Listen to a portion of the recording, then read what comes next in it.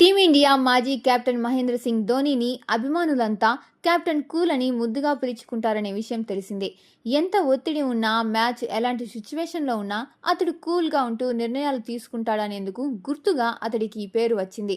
అయితే తాజాగా ఈ పేరుకు సంబంధించిన వార్త ఒకటి నెట్టింట చక్కర్లు కొడుతోంది. ఎంఎస్ ధోని తన icon tag captain cool trend mark ను రిజిస్టర్ చేసుకున్నాడు. ఇందుకు సంబంధించిన ఫోటో సోషల్ మీడియాలో వైరల్ గా మారింది. ట్రెడ్ మార్క్ రిజిస్టర్ పేరిట ఉన్న సదరు పత్రం ప్రకారం మహేంద్ర సింగ్ ధోని 2023 జూన్ 5న తన సొంత రాష్ట్రమైన జార్ఖండ్లో ట్రెడ్ మార్క్ ను దాఖలు చేశాడు. దరఖాస్తు సమాచార చిత్రం సోషల్ మీడియాలో కనిపించింది.